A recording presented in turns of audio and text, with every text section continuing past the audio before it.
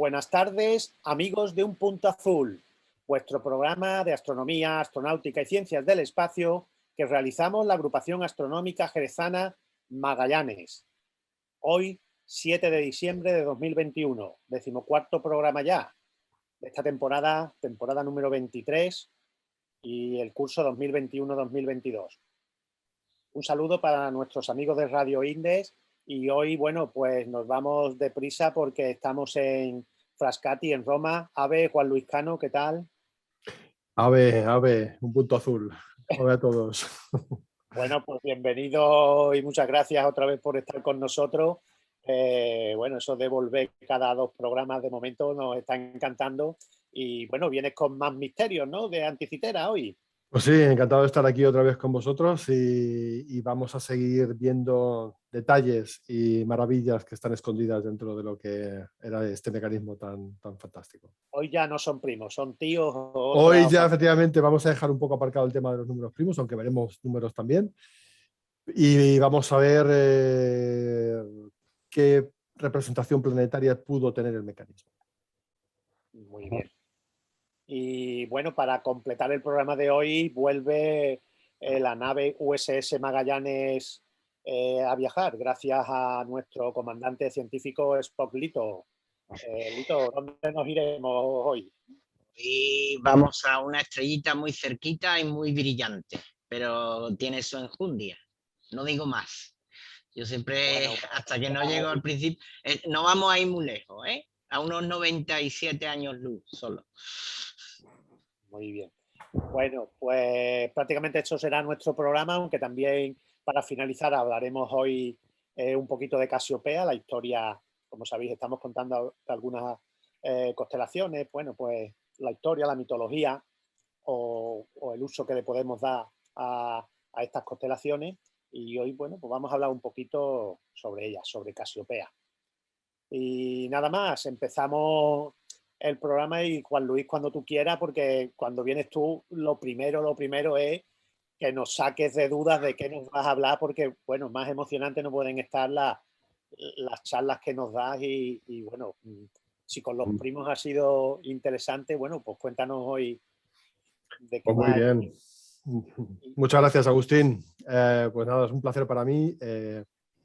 Y como decía, vamos a seguir desentrañando y a seguir viendo qué es lo que había ahí metido en esa caja y de esa manera tan compacta y tan Juan Luis, hay que increíble. decir para los que nos siguen que va a compartir Juan Luis bueno, una presentación, con lo cual todos los que nos seguís en YouTube la vais a poder ver porque siempre es un complemento, aunque siempre contaremos como hacemos en radio, pues el que podáis seguir la presentación. Cuando tú quieras, Juan Luis. Muy bien. ¿Veis la presentación? Sí, estamos ya Sí. conectados al mecanismo. Pues muy bien, pues vamos a hablar entonces del planetario, que pudo haber en el mecanismo. ¿Y por qué digo que pudo haber? Bueno, lo vamos a ver ahora en todo momento. He puesto la slide primera con la que quiero empezar, es una que ya he presentado en unas cuantas ocasiones, es este desplegable que el equipo de Tony Fritz hizo sobre cómo tenía que ser el mecanismo, ¿no? Aquí lo hemos presentado muchas veces, aparece el mecanismo en su parte frontal con ese planetario del que vamos a hablar, unos textos arriba y abajo, la manivela que permitía hacer girar todos los engranajes y todos los trenes de engranajes con los indicadores y aparece a la derecha de la imagen esa versión desplegada de todo lo que había por dentro. En las charlas que hemos dado anteriormente hemos explicado todo lo que sucedía en la parte trasera del mecanismo, todos los trenes de mecanismos de engranajes que permiten describir lo que sucede tanto en el indicador en espiral de arriba, que recordaremos que es el asociado al ciclo metónico, y en el indicador inferior, que es el asociado al ciclo de Saros y a los ciclos de eclipses. Y toda esta parte se ha podido explicar relativamente bien porque los restos que han quedado del mecanismo han quedado pues, montones de engranajes que se han visto directamente en estas tomografías que se hicieron tanto en los años 80-90 como en los años 2000. Y por desgracia, eso no ha sucedido lo mismo con la parte delantera del mecanismo. toda la parte delantera que hay, a partir de esta rueda grande de los 4 radios, ha quedado bastante deteriorada. De tal manera que hemos sido capaces de, o ha quedado para la posteridad una parte de la parte delantera, que era la que representaba el movimiento de la Luna, y algunas partes, algunos trozos de la parte delantera. Pero todo lo que habría sido es lo que se ve aquí, que es un mecanismo de planetario con diferentes indicadores, cada uno asociado a un planeta y al Sol. De eso no ha quedado nada. Y por tanto, todo lo que voy a contar hoy es conjetural. O sea, se ha conjeturado que existió, y ahora veremos por qué se cree que existió, y se ha conjeturado también cómo se pudo mecanizar para que se hubiera una representación fidedigna del movimiento de los planetas. Entonces, la siguiente slide, un poco vuelvo a describir lo que acabo de decir. Efectivamente, no han quedado vestigios de esa parte. Quedó el indicador de la Luna y sabemos que tuvo que haber indicadores para el Sol y para los planetas. ¿Por qué sabemos esto? Bueno, lo sabemos por varias razones. La primera es porque ya hay una cierta indicación desde textos que nos han llegado de aquella época. En particular, en la época en la cual sabemos que el barco que llevaba el mecanismo y que naufragó cerca de la isla de Anticitera hizo su navegación, tuvo que ser una época en la cual los romanos ya dominaban la parte oriental del Mediterráneo. Por lo cual, referencias romanas de aquella época son, digamos, clave para entender lo que pudo contener el mecanismo. Entonces, y de hecho, Cicerón, que nació a finales del siglo II a.C. y vivió hasta mediados del siglo I a.C., hace referencia a planetarios móviles en varias de sus obras. De hecho, hay referencias, aquí tengo una imagen de una estatua de Cicerón, hay referencias concretas en 3 obras suyas a planetarios móviles, los cuales había algo que permitía observar el movimiento de los planetas en algún tipo de dispositivo. En 2 de esas obras hace referencia a que Arquímedes pudo haber diseñado algo así y que era conocido a la gente de aquella época y en particular a Cicerón. Pero claro, esto es un poco, digamos, dudoso en el sentido de que entre la muerte de Arquímedes, que sucedió en el año 212 a.C., y la época de apogeo de Cicerón, pues hubo de pasar un siglo y medio más o menos. O sea que digamos que cualquier referencia que le hubiera llegado a Cicerón, pues bueno, habría sido, digamos, de segunda mano. Lo que no es tan de segunda mano, es de hecho de primera mano, es el hecho de que él conoció a alguien que posiblemente hubiera fabricado uno de estos dispositivos. Él hace específicamente referencia en una tercera obra a un planetario fabricado por un coetáneo suyo, al que conoció personalmente. De hecho fue alumno suyo y fue amigo personal de Posidonio de Apanea. Posidonio fue una figura de aquella época famosísima, fue un polímata, una persona que sabía de todo, era filósofo, era matemático, era astrónomo, sabía hacer y entendía de muchísimas cosas. Fue ciudadano de Rodas y en Rodas fue donde Cicerón, en uno de sus viajes, conoció a Posidonio y aprendió de la filosofía de Posidonio y de lo que hacía. Y por eso digo que posiblemente aquí tengamos un texto de primera mano, una experiencia de primera mano de algo que Cicerón vio que había hecho Posidonio y que aparentemente, por lo que cuenta en su obra, era un planetario fabricado por Posidonio.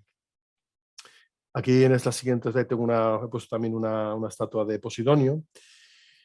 Y de todo esto lo que podemos concluir es que efectivamente en esa primera mitad del siglo I a.C., que es cuando sabemos que el barco que transportaba el mecanismo tuvo que naufragar, recordad que hablábamos de fechas entre el 70 y el 60 a.C. para la fecha del naufragio, parece ser que en aquella época circulaban ya dispositivos que podrían representar el movimiento planetario. El mecanismo de Anticitera, por tanto, podría ser uno de esos mecanismos, y esto, como hemos dicho, vendría representado en la parte del anverso del mecanismo, pero como no nos ha quedado resto, pues tenemos que intentar interpretar e intentar ver cómo podría haber sido esa representación. Digamos, de este lado viene un poco todo lo que ha quedado en textos sobre la posibilidad de que existiera un dispositivo de este tipo. Pero como vamos a ver también dentro del propio mecanismo hay referencias a que tenía que haber esa parte que representaba a los planetas, ese planetario. Bueno, a la hora de representar el movimiento de los planetas en un dispositivo, lo que está claro es que no es una tarea sencilla. ¿Por qué? Porque tal y como su propio nombre en griego indica, planeta es un cuerpo errante, un cuerpo que se mueve en el cielo y que no solamente es que se mueva en el cielo, sino que además tiene a veces movimientos bastante erráticos. Aquí he puesto en esta transparencia una imagen en la cual se proyecta el movimiento de Marte cerca de su oposición con respecto a la Tierra en el año 2011, y se ve claramente cómo hace una especie de loop, una especie de ciclo, de curva en el cielo que hace que la representación de su movimiento haya supuesto a lo largo de toda la historia siempre un problema, porque una cosa es representar un movimiento uniforme, cosa que ya hemos visto que el mecanismo hacía de muchas maneras, y otra cosa muy distinta es representar un movimiento no uniforme. Y ya hemos visto algún ejemplo también en el mecanismo que representa un movimiento no uniforme, y volveremos sobre esto en próximas slides, en próximas transparencias. Entonces, como digo, lo importante es que el mecanismo, si quería hacer una representación fidedigna del movimiento de los planetas, tenía que ser capaz de representar no solamente un movimiento uniforme, sino un movimiento variable para representar el movimiento de los planetas.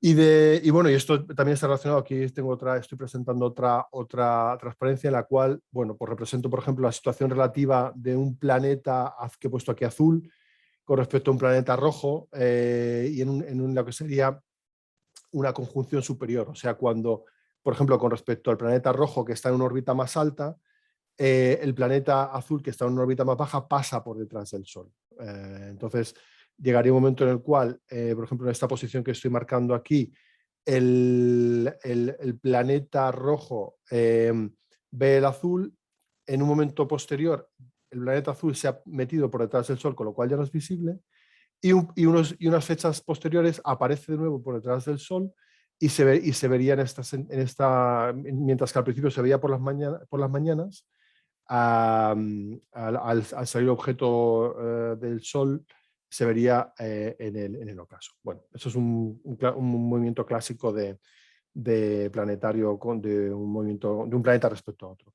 Y algo parecido sucede, bueno, pero evidentemente distinto, cuando se produce una oposición, ¿no? Aquí el planeta rojo en esta segunda parte se está oponiendo con respecto al planeta azul, y también vemos cómo esas direcciones en las cuales el planeta rojo se ve desde el azul varían mucho, y es en este tipo de movimientos en los cuales se produce estas curvas que he descrito en la transparencia anterior.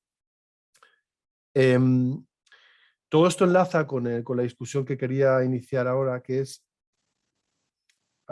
este movimiento relativo, este movimiento de los planetas era conocido desde la antigüedad por los pueblos antiguos, y aquí, como siempre, tenemos como referente a los pueblos del Oriente Fértil, que fueron los primeros que empezaron a tratar de sistematizar las observaciones de los planetas, y empezaron a compilar ya desde el tercer milenio antes de Cristo, observaciones de los planetas en el cielo. No eran observaciones que se pudieran referir con respecto a un sistema de referencia, porque en aquella época no estaba tan desarrollada la astronomía, pero sí daban, por ejemplo, posiciones respecto al Sol, cuando se veía por primera vez un determinado planeta, cuando salía de ese periodo en el cual ya no se veía porque estaba detrás del Sol, cuando se producía la oposición, cuando se volvía a perder de vista.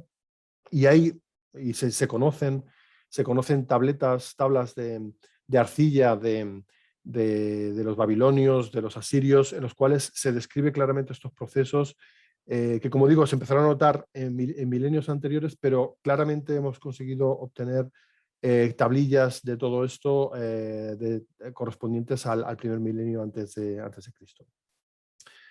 Y especialmente ya con un nivel de detalle y con un nivel de anotaciones altísimo a partir del siglo VII antes de Cristo, en lo que se llamaban los diarios astronómicos de Babilonia. Entonces, ¿qué es lo que tenían estos diarios? ¿Qué es lo que podían, digamos, qué información podían dar? Bueno, básicamente el movimiento de un cuerpo de un planeta con respecto, por ejemplo, a la Tierra, que es desde donde observamos ese movimiento, tiene una periodicidad que llamamos sinódica. O sea, si bien es verdad que hoy en día sabemos que los cuerpos se mueven, los planetas se mueven en órbitas elípticas alrededor del Sol, esto evidentemente no se conocía en aquella época, y nosotros hemos podido calcular el periodo orbital de todos los planetas del sistema solar, y en particular los que se conocían en la antigüedad, ¿no? Y aquí en esta transparencia he puesto una tabla con los periodos orbitales de los planetas que se conocían en aquella época, ¿no? Mercurio, 0,24 años, Venus, 0,615 años, Marte, 1,881 años. Y bueno, pues así como con todos los planetas. Pero lo que observaban los pueblos de la antigüedad en el cielo no era el periodo orbital de un cuerpo, lo que observaban era el periodo sinódico, que es cuánto tiempo tarda ese otro cuerpo en hacer un movimiento similar al que hizo con anterioridad, con respecto a la Tierra. O sea, imaginaos el bucle ese del que hablábamos antes que describía Marte. Ellos lo que eran capaces era de ver cada cuánto tiempo se producía ese bucle, o cada cuánto tiempo desaparecía por detrás del Sol y luego volvía a aparecer. Esos movimientos están todos dictados por el periodo sinódico.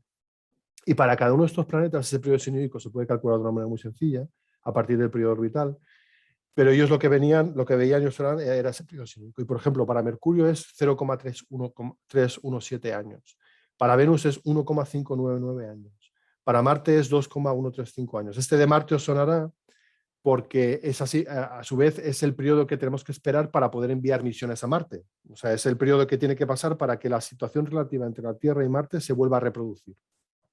Pero estos son los típicos 26 meses que sabemos que hay que esperar para que se vuelva a abrir una ventana que nos permita lanzar misiones a Marte. Y bueno, para Júpiter y para Saturno lo mismo. Y como digo, esto es lo que ya observaron desde la antigüedad los babilonios. De tal manera que claro, dejadme que diga otra cosa antes de pasar a la siguiente columna de la tabla que estamos hablando. Claro, el problema que tienen estos números de periodo sinódico es que, como veis, tienen unos decimales muy raros, tienen unos decimales que no son bonitos, que no son redondos. ¿Qué es lo que sucede con ellos? Que si, por ejemplo, Marte tuvo ese loop, ese ciclo que hemos visto, esa curva, cuando pasaba por, yo qué sé, Sagitario, en una determinada ocasión, en la siguiente ocasión ya ese loop no lo vamos a observar en Sagitario, lo vamos a observar, yo que sé, en Libra. Y claro, eso, digamos, no permite hacer una recurrencia que sea, digamos, fácilmente extrapolable al futuro. Entonces, ¿qué hicieron los babilonios? Los babilonios se dieron cuenta de que si esperaban tiempo suficiente, estos números decimales, al multiplicarse por factores, podían llegar a tener una cierta recurrencia de números enteros. Y eso es importantísimo porque permite establecer una regla mucho más amplia que la que establece el periodo sinódico por sí mismo. El periodo sinódico está muy bien, te permite describir el movimiento repetidamente, pero no con respecto, por ejemplo, al fondo estelar, que es lo que permitía en la antigüedad pues, situar las cosas de una manera más absoluta. Entonces, ellos se dieron cuenta, por ejemplo, hay un caso muy claro, ¿no? Venus, que es un caso muy sencillo. Y acabo de poner en la transparencia una columna adicional a la tabla que estábamos viendo. Si uno espera 5 ciclos sinódicos, o sea, multiplica 1,6 años, porque eso es 1,6 por 5, obtiene un número entero de años terrestres. ¿Y eso qué significa? Que si esperamos esos 5 ciclos sinódicos, que son 8 años terrestres, si un evento de Venus ha ocurrido cuando se encontraba, por ejemplo, en Géminis, pues va a volver a presentarse ese fenómeno en Géminis, porque han pasado un número entero de años terrestres. Entonces eso es muy importante porque permite establecer una recurrencia ya también en el plano del cielo. Y fueron capaces de determinar, aquí ya quiero llamar, permíteme que lo llame, esto es cosecha mía, periodo supersinódico. En inglés lo llaman el gold year. Esto es como lo han venido a llamar la gente que está trabajando con las tablillas babilónicas y ha estado viendo estos periodos de tiempo más largos en los cuales se permitía que la configuración de lo que le pasaba a un planeta con respecto a la Tierra se repitiera también en una parte concreta del cielo.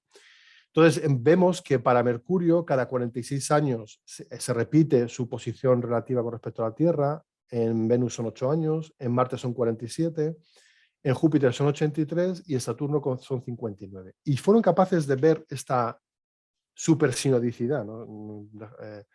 que es muy llamativa, ¿no? Y daros cuenta, o sea, imaginaos que yo si yo fuera un sacerdote babilónico y estuviera observando el cielo, yo me podría preguntar, ¿dónde va a estar Marte el próximo mes?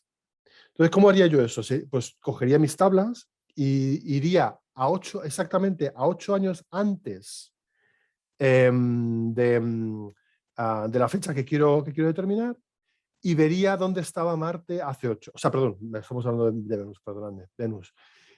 ¿Dónde estaba Venus hace 8 años?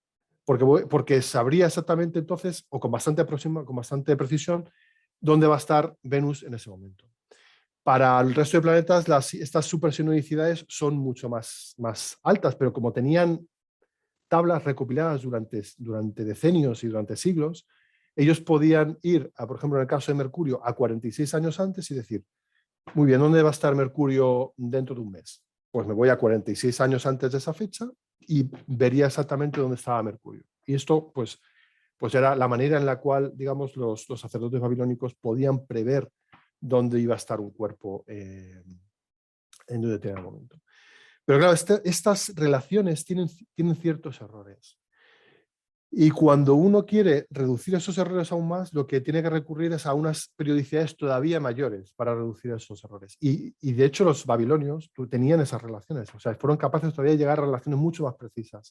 Esto está escrito en unos textos que se llaman los textos astronómicos cuneiformes que se encontraron en Babilonia. Y en ellos encontraron relaciones todavía de un ratio, de una relación más alta que permitía tener una precisión todavía mayor y a más largo plazo, ¿no? Por ejemplo, en el caso de Venus ya no hablamos de esperar 8 años para ver lo que pasa, sino 1151 años.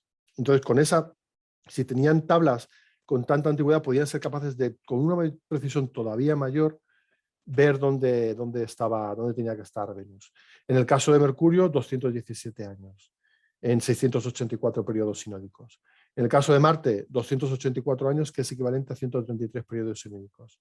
Y así con todos los planetas. ¿Por qué os estoy hablando tanto de lo que hacían los babilonios? Porque estamos casi seguros de que todo esto en época helenística este conocimiento fluyó al mundo griego. Y los griegos se aprovecharon de estas circunstancias para, de nuevo, hacer uso de esta información y implementarla en el mecanismo de Anticitera, por ejemplo. No sé, bueno, espero que, ya sé que es un poquito complicado explicar, espero que más o menos me esté consiguiendo explicar. Esto, como digo, es muy importante porque luego viene utilizado en el mecanismo.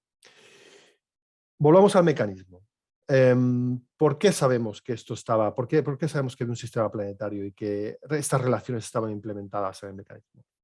Bueno, aquí tengo otra transparencia en la cual he extraído de una publicación reciente de Tony Frizzi, del equipo equipo de investigación del mecanismo Anticitera, en el cual viene representado el mecanismo tal y como lo conocemos, pero hay dos elementos de los que no he hablado hasta el momento. Son dos placas, dos portadas que tenía, dos especie de cubiertas que tenía el mecanismo, una cubierta delantera y una cubierta trasera. Y ambas estaban repletas de textos escritos en griego de aquella época, en las cuales se ha conseguido descifrar. Aquí veis la parte que se ha conseguido, la parte irregular que se ha conseguido salvar de la completa destrucción de los efectos del mar, tanto en la cubierta delantera como en la cubierta trasera. Y esas partes han conseguido ser leídas gracias a esa técnica que os comenté en la primera charla de iluminación especial que desarrollaron específicamente para poder leer textos escritos del mecanismo. Y bueno, oh sorpresa, esas partes que se han conseguido leer, en la parte delantera hablan precisamente de los ciclos de los planetas y en la parte trasera habla de la descripción del cosmos, de la estructura del calendario y de los ciclos del Sol y la Luna. Esto es auténticamente alucinante. Y yo cuando leo estas cosas, de verdad es que se me pone el vello de punta, ¿no? Es alucinante lo que se ha conseguido leer de lo poco que quedó y de lo poco que ha quedado del mecanismo. Y evidentemente también es una maravilla ver todo lo que consiguieron plasmar en estos textos que había escritos en el propio mecanismo.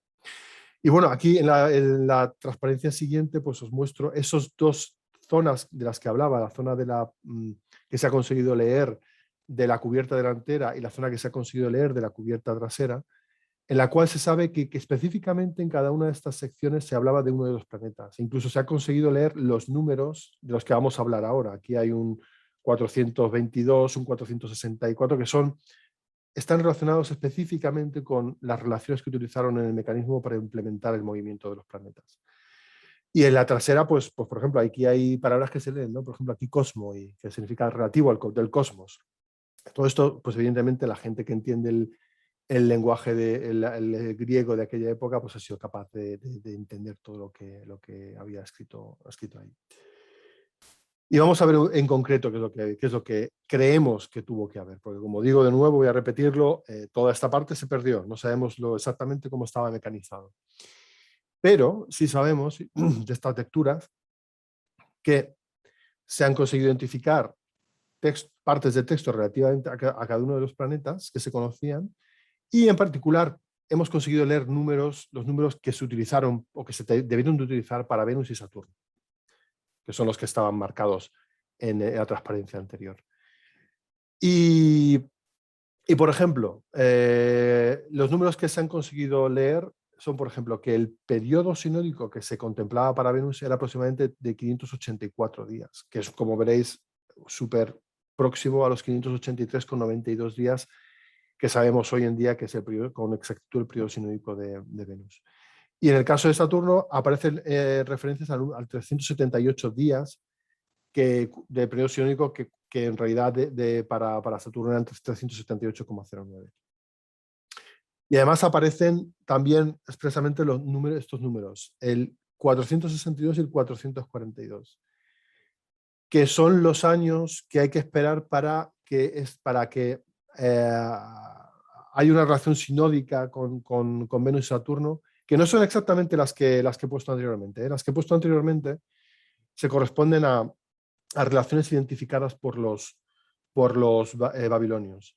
Pero daos cuenta que los que hicieron el mecanismo tuvieron que llegar a relaciones que fueran fácilmente implementables en el mecanismo, con lo cual no recurrieron exactamente a las relaciones que he mostrado anteriormente en la transparencia de las tablas cuneiformes, pero llegaron a unas que tienen una precisión muy, muy parecida. Por ejemplo, aquí vemos que para Venus tuvieron que utilizar 289 periódicos sinódicos de Venus que se corresponden con muy aproximadamente a 462 años terrestres, y en el caso de Saturno utilizaron 427 periódicos sinódicos de la Tierra con Saturno que se corresponden con 442 años terrestres.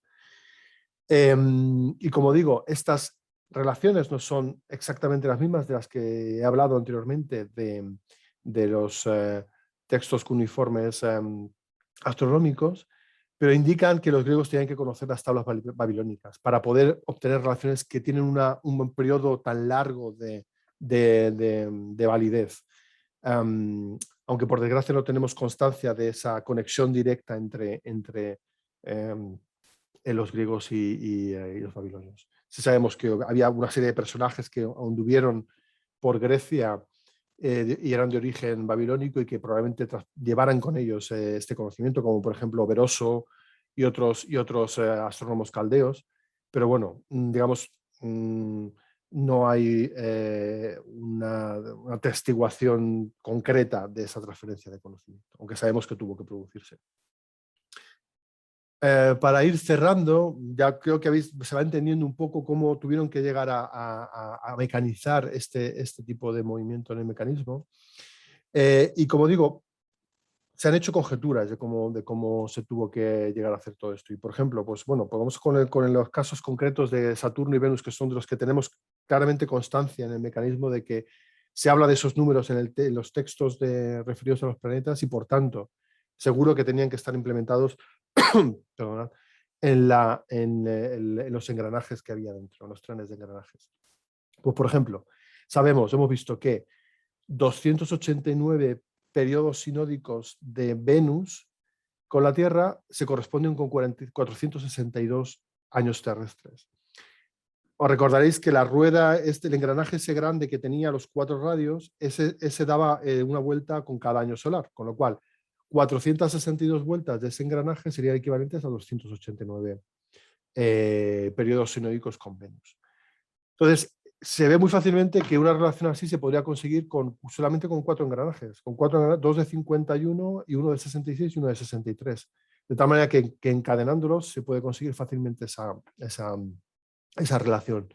En el caso de Saturno, que sabemos que en 442 años terrestres se producen 427 periodos sinódicos con Saturno, pues lo mismo. Esta se puede conseguir con otra cadena de 4, otro tren de 4 engranajes, en los cuales uno de 61 engrana con uno de 68, el de 68 está unido al de 56 y engrana con uno de 52. Entonces, con unas trenes de engranaje tan sencillos sería posible generar el movimiento sinódico de estos cuerpos dentro del mecanismo y, por tanto, representarlos en la parte delantera del mecanismo. Queda por resolver una cuestión, y es, claro, hemos visto que los planetas no tienen un movimiento uniforme. Estas relaciones que estamos viendo aquí nos permitirían introducir movimientos uniformes con esas periodicidades, pero quedaría por resolver la cuestión del movimiento irregular de los planetas. Pero ya hemos visto, y lo vimos hace 3 charlas, si no recuerdo mal, que el mecanismo ya, el autor, el diseñador del mecanismo ya incluía movimientos irregulares. Y vimos el movimiento irregular de la Luna, cómo consiguió, gracias a un mecanismo de pasador y ranura, que recordaréis en esta transparencia que pongo aquí. Recordaréis este mecanismo, doble mecanismo de 50 engranajes a través del cual uno con un pasador y el otro con la ranura se conseguía imprimir un movimiento no uniforme, partiendo de un movimiento uniforme. Entonces, los investigadores piensan que el diseñador del mecanismo pudo recurrir a soluciones similares para trasladar ese movimiento uniforme a un movimiento que pudiera simular esos retrocesos, esas loops, esos ciclos que daban, esas curvas que daban los planetas en el cielo. O sea, el planeta avanzaría, se pararía, retrocedería el indicador y luego volvería a avanzar. Y eso se ha conseguido de hecho hacer modelos físicos que consiguen simular este tipo de movimiento con las soluciones tecnológicas que utilizó el propio mecanismo. Así que bueno, pues en resumen, he contado muchas cosas, sé que han sido muchas cosas y un poco complejas de explicar, pero en resumen lo que se demuestra, lo que se consiguió demostrar con todos los trabajos que se han hecho a nivel de investigación y las pruebas que existen en el propio mecanismo y en los textos de aquella época, que lo más plausible es que el mecanismo contara con un planetario como el que os estoy mostrando aquí en esta última transparencia, y que esa cara delantera de la cual han quedado vestigios de la parte lunar, que es la que estoy indicando aquí central, en la cual claramente tenemos esta parte central, tenemos el indicador de la Luna, incluso con la esferita, que se perdió la esferita, pero sabía que había una esferita aquí de la Luna con la fase de la Luna. Y también tenemos restos de los indicadores externos, uno de los cuales es el zodiaco y el segundo es un periodo anual de 365 días, el calendario egipcio. Tuvo que haber, y con toda seguridad, esta otra parte que estamos mostrando aquí, que son diferentes esferas, diferentes circunferencias que representaran el movimiento de los planetas que se conocían, Mercurio, Venus, el Sol puesto aquí en tercera posición como una esfera dorada, Marte en rojo, Júpiter y Saturno. Incluso aparecen referencias en los textos que se han recuperado a los colores que tenían que tendrían esas esferitas representando los planetas. Y bueno, pues aquí veríamos que el Sol discurre a lo largo del año dando una revolución completa alrededor de toda esta dial, mientras que los planetas pues seguirían un curso más o menos uniforme, de repente se pararían en su movimiento, volverían un poco en su movimiento para representar ese movimiento de retroceso que se produce en el cielo, y luego volverían a emprender el camino para dar revoluciones completas también a la Tierra, que en este caso, como es un modelo centrado en la Tierra, pues, y que por lo tanto la Tierra estaría aquí en el centro, pues representaría ese movimiento de los cuerpos con respecto a la Tierra.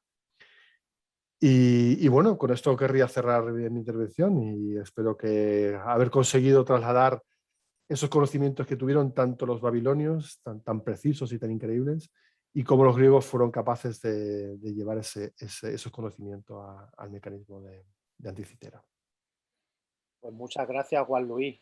Como siempre nos dejas, vamos, con un regusto al conocimiento y a estas cosas increíbles que bueno, que te has remontado a años bastante más atrás, los babilonios, cómo lo hacían, y también es espectacular, ¿no? O sea, cómo llegan a esas conclusiones, aunque después los griegos llegaran con esa información a construir incluso un cacharro, vamos. Es alucinante, vamos.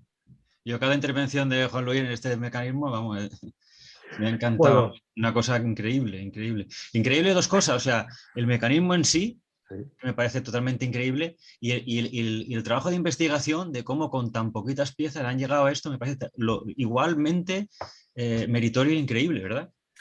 Está claro que la historia del mecanismo tiene dos partes. Una es la parte del momento en el que lo hicieron, de quién lo hizo, de cómo se hizo, de toda la historia que tuvo hasta que naufragó el barco.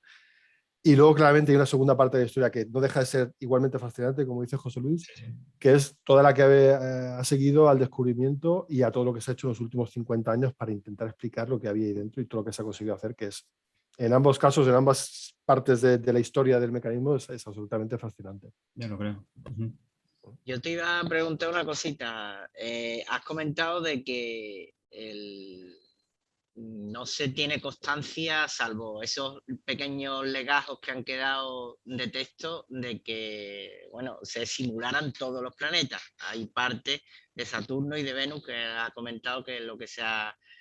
Y has traducido que esos periodos el sinódico ampliado y todo eso se podía simular con un par de engranajes, o sea, con 4 engranajes más o menos. ¿Habría capacidad en el tamaño del mecanismo para que he hecho unas cuentecitas? Si son 5 planetas, Mercurio, Venus, Marte, Júpiter y Saturno, a un mínimo de 3 o 4 trenes de dientes, de engranajes por planeta para simularlo, ¿quedaría espacio para que hubiera todo 20 y tantos engranajes más que se hayan perdido? Sí, daos cuenta, si me dejáis que vuelvo a presentar la pantalla, voy a ir un poco para atrás, voy a ir a la primera transparencia, que es la de la que se presentaba ese despliegue de... Sí. Daos cuenta de todo lo que hay aquí para conseguir representar el movimiento trasero, o sea, todos los engranajes que hay que si no recuerdo más son casi 40 engranajes para conseguir hacer todo lo que viene representado en los indicadores traseros. Yo creo que había espacio suficiente y se han hecho modelos tridimensionales. De hecho, bueno, hay un grupo específico de investigadores griegos que está haciendo reproducciones del mecanismo y las está vendiendo por un nada desdeñable precio de unos 15.000 euros. Sí, mándanos uno, pero ya, claro, sí, ¿tiene algún impedimento? Digo, tan fácil no va a ser. Derrama. Es una derrama importante. Importante. Pero sí, o sea, se consigue hacer, o sea, hay espacio para hacer. Que hay espacio, es Hay que espacio. son muchos más, que son 20 y tantos engranajes más. Si el tipo de los Legos lo hizo, ¿verdad? Sí, no hizo todo, pero No, lo hizo solamente creo la parte trasera, ¿no? la parte trasera. Sí, Eso y es. la representación de la luna y el sol. Sí, Pero la Lito, parte planetaria entera no lo hizo. Lito, que Dime. estamos pensando que el tamaño del aparato es el que estamos viendo o que ha representado, que tiene un determinado grosor. Igual era más grande, porque se han perdido. Tú dijiste, Ya, claro. Dijiste, Juan Luis, que era como una caja de zapatos, podía ser Una más caja, o menos. sí, una caja de zapatos. Tiene el grosor de una caja de zapatos. Claro, podía ser más grueso, pero lo que pasa es que como toda esa parte se ha perdido, más que la tapa de la caja de zapatos por ese lado. Claro. Pero vamos, sí, que se han conseguido hacer reconstrucciones en las cuales cabe todo y bueno, pues de una manera suficientemente compacta. Alucinante. De todas formas, algo más que Lego tenían que jugar, porque para meter todo eso ahí, aunque haya sitio, hay mecanizar todo eso. Sí, en bronce, supongo que en bronce sería, ¿verdad? La mayor parte de la parte metálica en bronce, ¿verdad? Bronce, sí. Daos cuenta de que para representar todo el planetario delante que tiene la Luna, el Sol y los 5 planetas, son 7 ejes independientes que tienen que estar uno dentro del otro. Son 7 ejes coaxiales, o sea, y se piensa que tenían la tecnología, o sea, que lo hicieron, lo tuvieron que hacer. 7 ejes coaxiales, uno dentro del otro. Con sistemas, como has comentado, de ranura, spin y slot, ¿no? Algunos, porque si no, claro, los movimientos retrógrados no venían bien. Sí. Y no solamente eso, sino que al final, ya, y esto no lo he contado, pero ya me parece ya demasiada información, pero recordáis que en una charla hablé de que había otro segundo mecanismo diferencial del que no hemos hablado.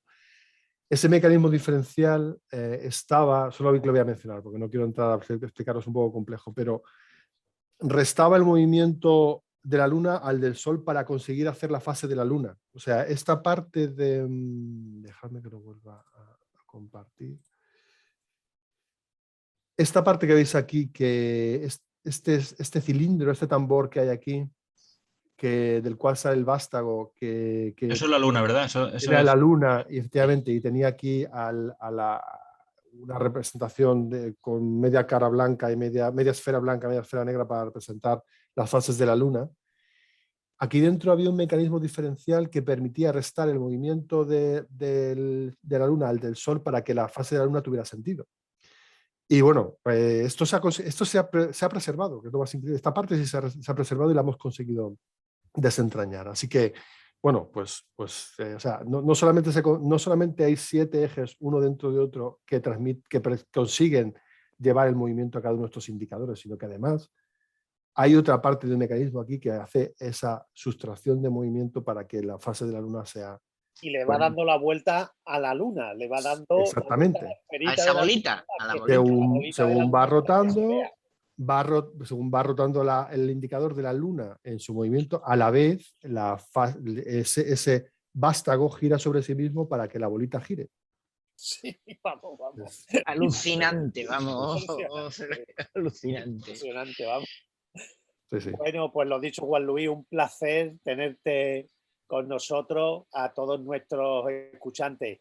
Si os ha interesado el tema, tenéis que ver los vídeos, porque además el programa, ya sabéis que se graba por Zoom en YouTube, en nuestro canal de YouTube, pero hacemos una extracción solo del mecanismo, con lo cual hay episodios que podéis ver sin necesidad de tener que darle para adelante y para atrás al programa, y merece la pena pues no solo escuchar a Juan Luis, sino algunas de estas cosas verlas, porque entendemos que en un programa de radio explicar estas cosas, aunque Juan Luis lo hace fantásticamente bien, pues hay cosas que hace falta, ayuda muchísimo. Efectivamente, ayuda mucho las imágenes y bueno, yo creo que la próxima charla, que yo creo que será la última, en la cual vamos a intentar ver, porque evidentemente no se sabe quién pudo hacer esto y dónde lo pudo hacer, pues será más descriptiva y más fácil de seguir. Más para la gente de historia y esto más para más técnico. O sea que un bonus track 2, ¿no? Va a ser un bonus track 2. Capítulo pues final. esperamos, si no, la semana que viene, la siguiente, que sería el último programa, a lo mejor ya casi del año, porque 7, 14, 21 y ya después la Navidad. Eso, Pues bueno. Si te viene bien el 21, pues te emplazamos para el 21. ¿Vale? Pues vale, estupendo. Yo creo que podemos hacer ese último programa justo antes de irnos de vacaciones. Sería ya el colofón de... El colofón. Muy bien. Pues muchas gracias, Juan Luis. Seguimos con el programa. Y gracias a vosotros. Ahora... Vale, pues nos vamos con la USS Magallanes. Lito, nos ha abierto la boca ahí un poquito de hacia dónde vamos, pero ha dado muy poca información esta vez. Qué buena plantilla tiene ahí de fondo. A mí me plantilla. Sí. Hay que decir que Lito tiene, para los que nos seguís en YouTube, la plantilla de la USS Magallanes detrás, y yo tengo detrás la que va a ser la foto portada de nuestro calendario, que me la puse en el programa pasado y no lo dije, pero ya está nuestro calendario, ya va a empezar a rodar nuestro calendario 2022, y por supuesto, bueno, pues hay una foto de un compañero nuestro, Jesús Carmona, en donde la voy a describir para los que no nos veis en YouTube, que es la Giralda y una luna inmensa en el Giraldillo. Así que espectacular, además medio nublada, medio con nubes, espectacular. Yo lo creo. Y esa va a ser la portada de nuestro calendario. Y las fotos de dentro, ni os digo, espectaculares todas. Así que bueno, Lito, cuando tú quieras, empezamos. Pues voy a... El viaje. Voy a compartir, como siempre, a ver si compartiendo parte de pantalla. Lo mismo le pasa a esta sección de Lito, que igual hemos hablado de que Anticitera tiene su propia sección en YouTube, pues los viajes de la USS Magallanes también van separados del programa, además en el programa, y podéis seguirlo en nuestro canal de YouTube, Magallanes Jerez. ¿Ya tenéis la portada ajustada? Sí, se ve perfectamente. Vale. Pues nada, este es que creo que es el 11º viaje de la nave USS Magallanes. Se ha hecho ya famoso por estos lares de un punto azul, así que cuaderno de bitácora del oficial científico de la nave USS Magallanes. De nuevo con una misión de exploración que nos llevará a objetos asombrosos que nos permitan desentrañar los misterios del cosmos. Fecha estelar 301.066.3 antes de la Federación. Esta vez nuestro destino no está lejos y vamos a una constelación muy conocida. La primera por orden alfabético. Iremos a la estrella Alferaz, Alfa de Andrómeda. Y ya solo su catalogación es peculiar porque es una de las pocas que tiene 2 nombres propios, ya que el primero Alferaz y también se conoce como Sirrach, que proviene del antiguo nombre árabe Al-Surrat Al-Faraz, que significa el ombligo del caballo,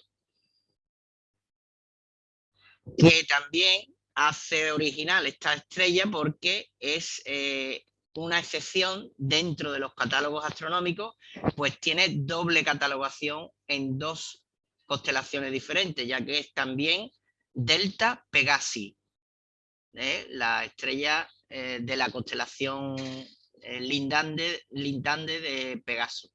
Así que se puede nombrar como Alferaz, como Sirrach, como Alfa Andromedae o como Delta Pegasi. Muy curioso.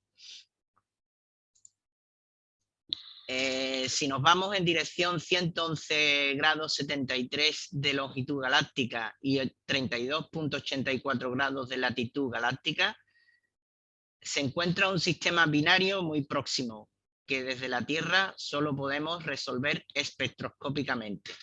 Se trata de Alferaz y su compañera, que están aproximadamente a 97 años luz de la Tierra. Cuaderno de bitácora del oficial científico de la nave USS Magallanes. Fecha estelar 300.966.6 antes de la Federación. Llegamos a nuestro destino. los nostálgicos miramos siempre a popa, que en esta ocasión se sitúa la constelación de Hidra, y no podemos ver esa lucecita amarilla del Sol, ya que hace solo unos pocos años luz de viaje ha desaparecido a simple vista. A esta distancia, estando pegado a Alferaz, el Sol tendría magnitud 7,1. Llegamos a nuestro destino en dirección al brazo de Perseo, pero sin abandonar nuestro brazo de Orión galáctico. La componente principal y más masiva de este sistema binario es Alferaz, que con un brillo 10 veces y con una compañera con un brillo 10 veces inferior a Alferaz, y que orbitan conjuntamente con un periodo de 96,7 días. Empecemos el porqué, las razones del por qué he traído la USS Magallanes a este destino. Alferaz es peculiar por varias razones. La primera de ellas es porque posee un campo magnético muy intenso. Estos campos magnéticos, al llegar a la fotosfera, crean manchas más oscuras, que cuando la cara de esas manchas oscuras la ofrece a la Tierra, el brillo conjunto de Alferaz es más pequeño. Y cuando nos da la cara que ofrece menos manchas solares o de Alferaz, el brillo aumenta. Lo que se percibe desde la Tierra, que Alferaz es una variable. De los tantos tipos de variables que hay, está dentro de las variables rotativas, precisamente por eso, porque es la diferencia de brillo entre la superficie al rotar, nos da esa variabilidad.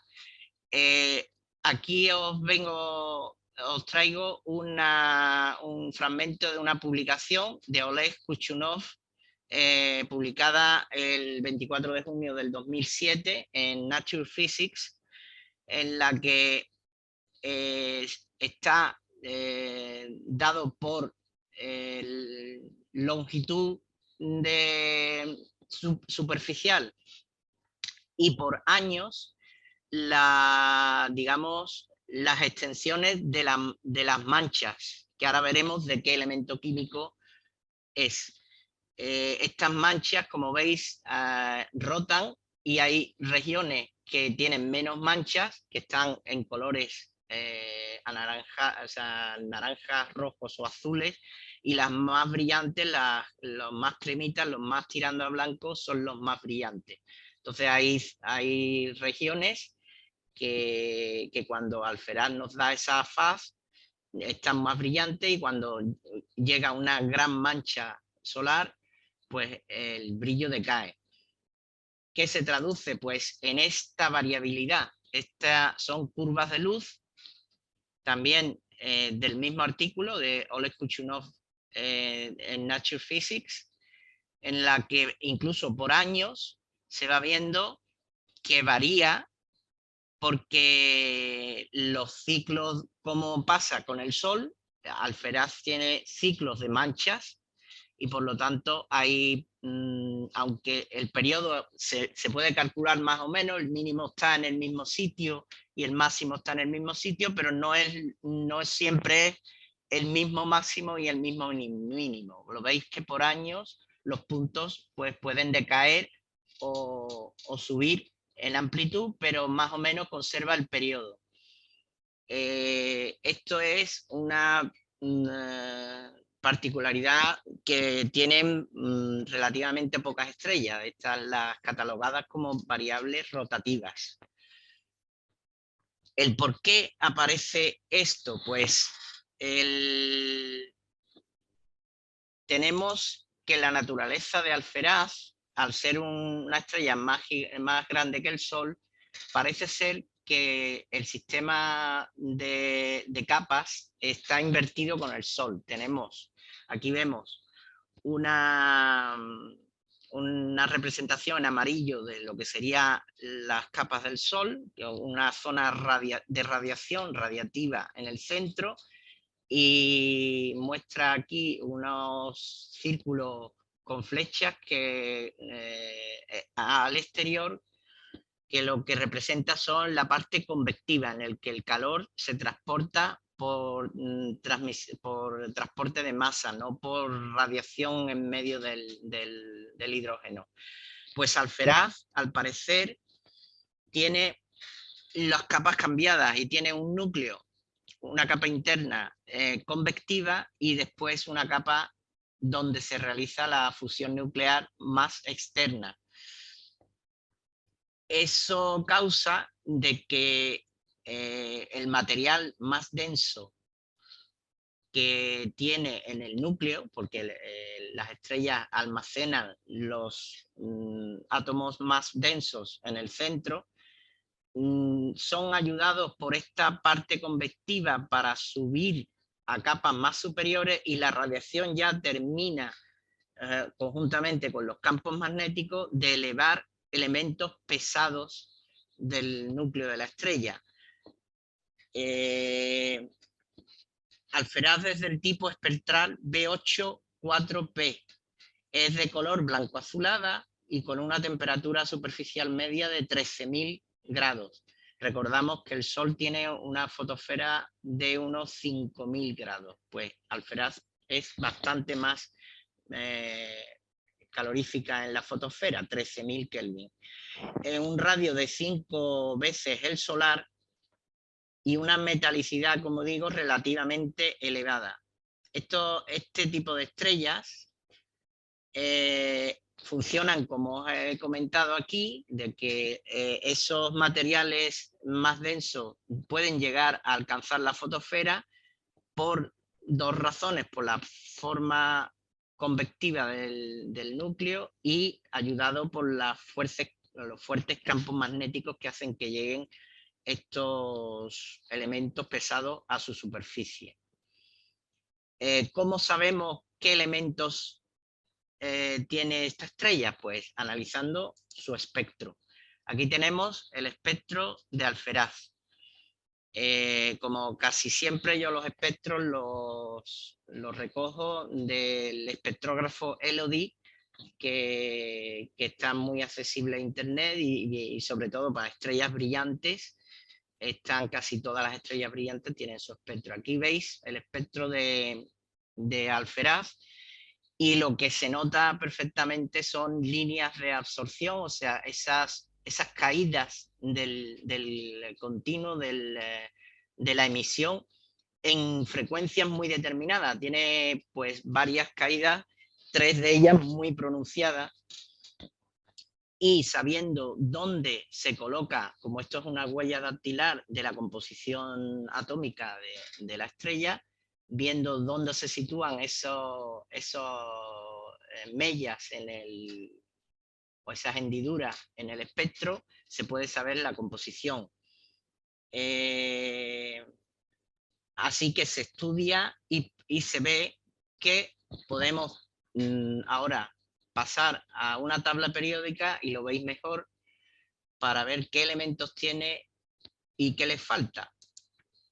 Aquí tenemos una tabla periódica en la que he puesto en rojo los metales, porque en astrofísica cualquier cosa que es mayor que el helio se considera metal.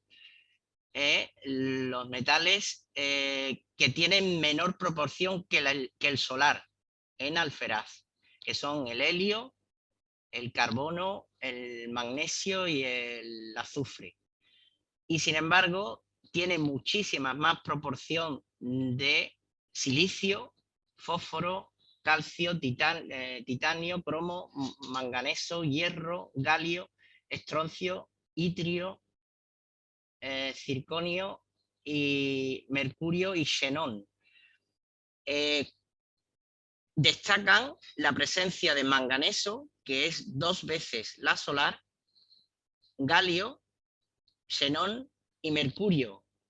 Y estos 4 componentes, galio, xenón y mercurio, estos 3 últimos con concentraciones 4 veces mayor que la solar. Como he dicho, esas altas concentraciones de metales se dan en estrellas que llamamos peculiares. Por eso, cuando el espectro de Alferaz tiene una P minúscula seguida de la descripción, porque es del grupo de estrellas peculiares. Y al ser, pues, eso, peculiares, la USS Magallanes no podía faltar a visitar alguna de estas estrellas, y sobre todo esta tan original que combina elementos muy pesados, nubes de mercurio, que son como estas gráficas eran nubes de mercurio sobre la fotosfera de Alferaz.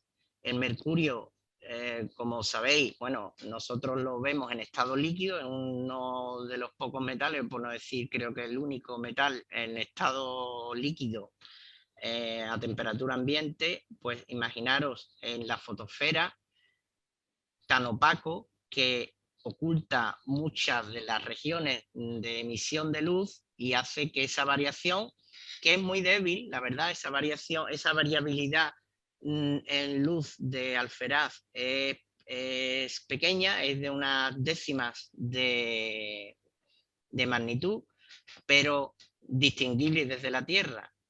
Si a eso le unimos el espectro y esa composición tan peculiar, porque hay elementos bastante pesados para ser una estrella que es solo 5 veces la solar. Por ejemplo, esa concentración de mercurio con 4 veces la solar, o xenón, o de manganeso. De hecho, es un arquetipo de estrella especial o peculiar, que se llama, que hay varias, se han detectado varias en los estudios, y se ha hecho una clase que son peculiares, ricas en manganeso y mercurio. Así que, y no solo eso, hay estrellas que a lo mejor en algún futuro viaje de la USS llegan a tener elementos tan pesados como el europio, que ya está dentro de las tierras raras, el elemento 63 se ha descubierto en estrellas, así que podría haber un segundo viaje a estrellas ricas en elementos todavía aún más pesados, de estos que están más abajo en la tabla periódica. Así que con esto terminamos y fin del informe científico del oficial Lito de la USS Magallanes. Nos vemos en el siguiente capítulo de Cuaderno de Bitácora. El espacio, la última frontera. Pues espectacular, Lito. Otra de las secciones, vamos, de este año que arrasan, porque increíble. Y volvemos a decir lo mismo. Él lo ha explicado todo muy bien, pero si podéis ver en YouTube las imágenes, pues todavía mejor, porque se ve la belleza de la estrella y de lo que va presentando, ¿no? Podemos decir que Alferaz es una estrella que está todo el día tomándose la temperatura, ¿no? Con tanto mercurio le servirá para medirse. Aunque ya los termómetros de ahora no usan... Ya no tienen mercurio, ya no tienen mercurio. Son de alcohol. Es una estrella antigua. Sí, sí. Bueno, ya ni de alcohol, ya tienen resistencias termosensibles. Sí. Bueno, pues lo dicho, muchas gracias, Lito. Lo he querido traer porque me di cuenta de que existían este tipo de estrellas, y el saber del por qué ese tipo de variabilidad, que es variabilidad de estrellas rotativas, que es muy rara, porque sabemos de las eruptivas, de las de otro tipo de variables, las cefeidas, que es por tamaño, cuando se hinchan, pero esta era muy peculiar y sobre todo de que ir un poquito perfilando lo que siempre se dice, que las estrellas sí son mayoritariamente hidrógeno y helio, pero es que pueden llevar a tener elementos químicos tan pesados como el europio, ¿no? El 63 o el xenón, está bastante, entonces pues no es común, porque la verdad es que no son comunes, pero sí existen elementos raros, aunque le llaman peculiares, ¿no? Está curioso, está curioso. Muy interesante. Bueno, pues vamos a terminar, que ya casi es la hora, pero ya lo hemos retrasado alguna vez. Vamos a comentar hoy un poquito sobre Casiopea, ¿no? Por lo menos sobre la historia y no solo la historia o la mitología que nos cuenta el cielo, ¿no? Hay muchas versiones, como en toda la mitología y en muchas de las historias. Nosotros siempre o yo siempre me conozco mejor la occidental, que parte de la griega y romana, ¿no? La que hemos heredado. Y bueno, la versión más común o un resumen de ella es que Casiopea era esposa del rey Cefeo de un país, bueno, Etiopía, Egipto, una zona más o menos por esa zona, y además era madre junto con él, que era el padre de Andrómeda, que precisamente hoy hemos estado Lito cerca visitando la zona, ¿no? Bueno, tenía una belleza espectacular. Además ella presumía, ¿no?, de que era más bella que las Nereidas. Bueno, esto le trajo algún que otro problemilla, ¿no? Porque considerarse, bueno, la más guapa de entre todas las que existían prácticamente, pues hizo enfadar a Poseidón. Poseidón, la verdad es que era siempre un dios que, vamos, que estaba siempre enfadado con todo.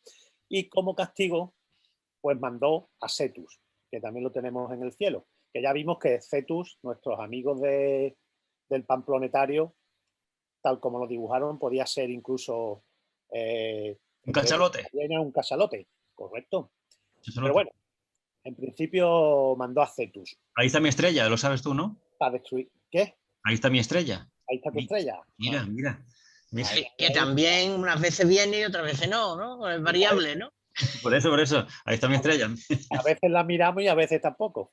Bien. Bueno, pues Cetus resulta que fue como monstruo que era a cargarse todo el reino, ¿no?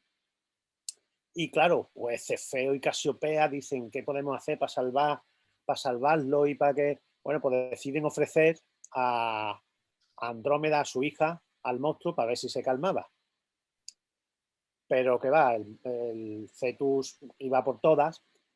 Con suerte para Andrómeda, que Perseus, que volvía de matar a la famosa Medusa, pues se cruzó en el camino y se enamoró de ella, y entonces pues no tuvo más remedio que cargarse a Cetus. Y bueno, pues más o menos esta es la historia más o menos cortita de Casiopea.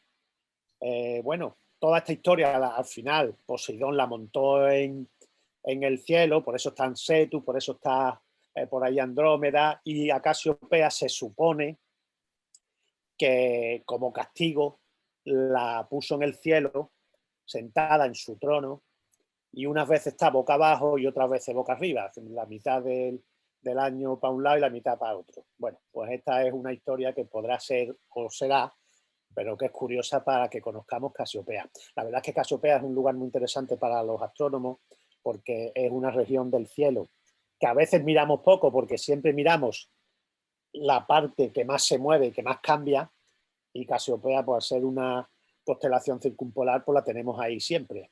Y prácticamente, bueno, pues es lo que vemos de la constelación, principalmente, sobre todo en sitios más oscuros, es la famosa W o M, dependiendo de dónde esté, o el 3 para otros, o Epsilon, una es como un Epsilon, en fin, son formas distintas de ver. Pero además, porque la verdad es que el trono, yo no sé vosotros, el trono es prácticamente imposible verlo, todo más una persona en cuclillas ahí, a lo mejor sentada, podría ser, pero vamos, es complicado, la verdad. Y entonces pues la conocemos como la W o la M. Y además siempre está opuesta con respecto a la polar a la Osa Mayor, con lo cual es muy fácil de reconocer y muy fácil de localizar, porque como ya digo, incluso en cielos bastante malos, pues al menos la W y la M se ven. Además, es muy importante Casiopea para encontrar el norte, sobre todo cuando tenemos un cielo en que no es difícil encontrar la polar, y aunque el método más habitual es con el famoso Osa Mayor, con el carro, que ya hemos explicado aquí alguna vez, y es muy fácil encontrarla, a veces no vemos el carro bien, aunque siempre se ve durante todo el año, pero o está muy bajo, o puede haber nubes o lo que sea, y se puede utilizar precisamente Casiopea para poder encontrar la polar. Es un poco, bueno, hay dos métodos. Hay uno que es un poquito complicado, hay que saber un poquito, pues trazar, bueno, las estrellas, voy a comentar primero que las estrellas de Casiopea, las más importantes, la alfa, beta, gamma, delta y epsilon, creo que son, pues son Cedar, Cap, Cid, Urchat y Seguin. Bien, pues como estos forman, como hemos dicho, una M, que en realidad una M son pues dos triángulos, podríamos decir, ¿no? Que aunque yo las he nombrado en este orden, después en la M están Cap, Cedar y Cid, forman un ángulo en donde el vértice es Cedar, y después Cid, Urchat y Seguin forman otro ángulo, otro triángulo, en donde el vértice del ángulo que vamos a ver es Urchat. Bueno, pues si la trazamos, y esto es casi solo para matemáticos, pero bueno, algunos físicos también lo podrán hacer y el resto no sé. Si trazamos la bisectriz de estos dos ángulos que he dicho, partiendo de Cedar y partiendo de Urchat, pues donde se cruzan las dos bisectrices está la polar. Así que no es un método fácil, pero me diréis que es una alternativa.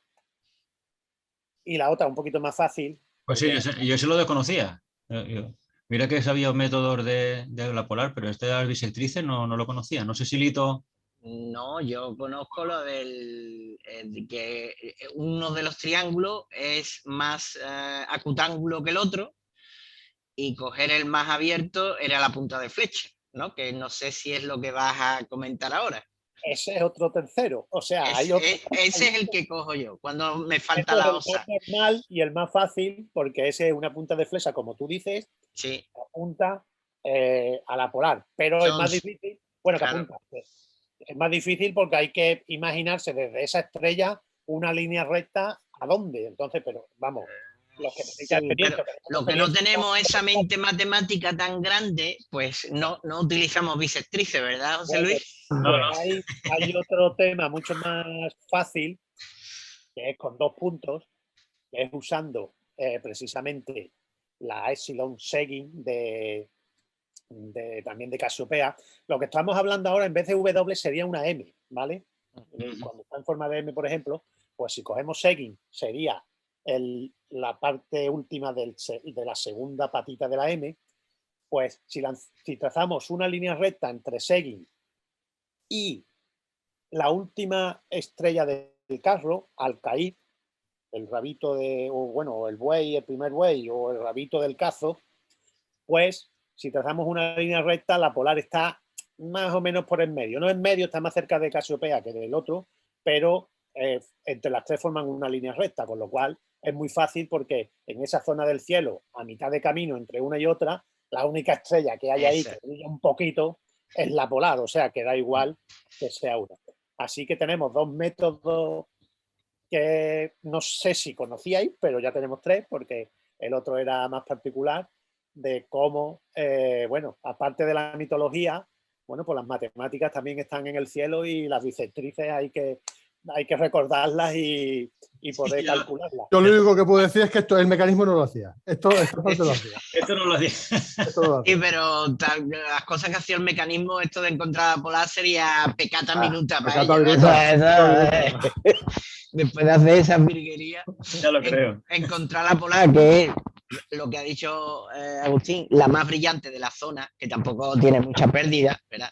Claro, tampoco. Y bueno, la del caso ya no la contamos porque ya la sabéis, la hemos contado muchas veces y no la contamos cuando hablemos de la Osa Mayor.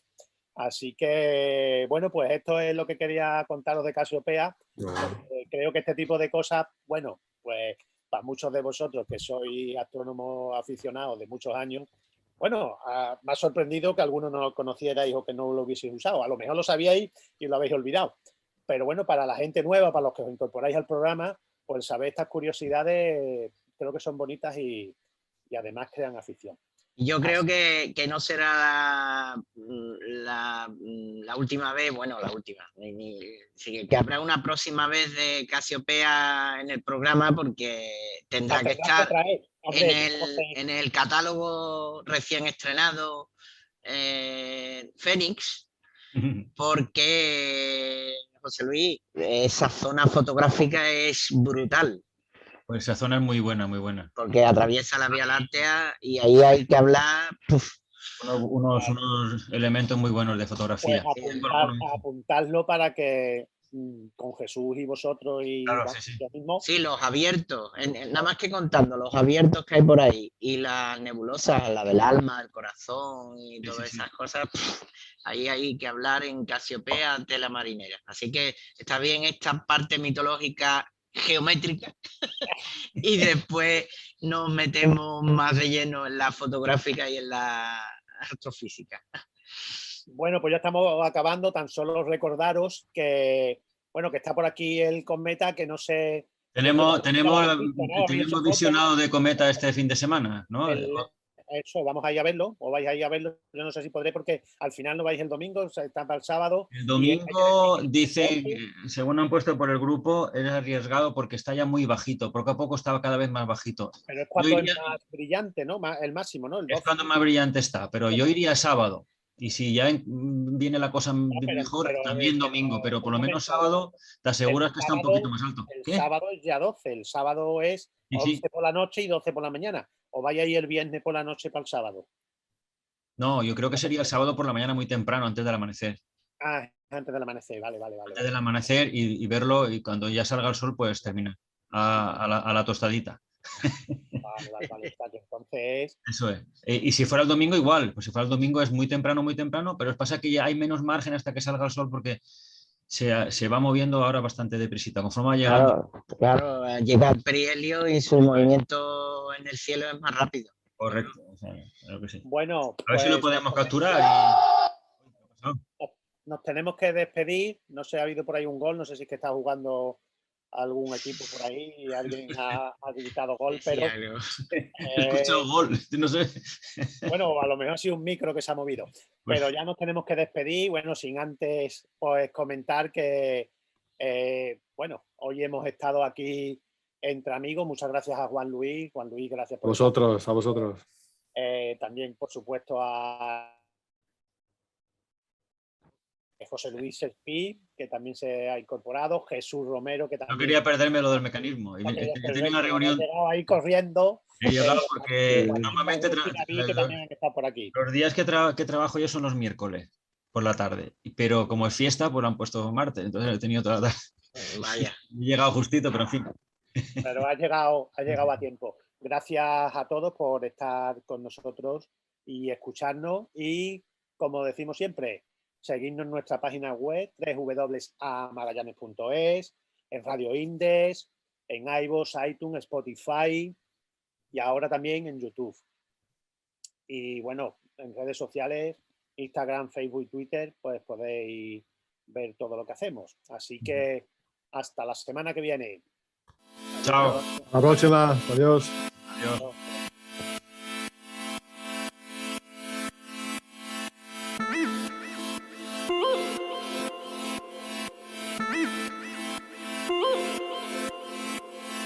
Adiós.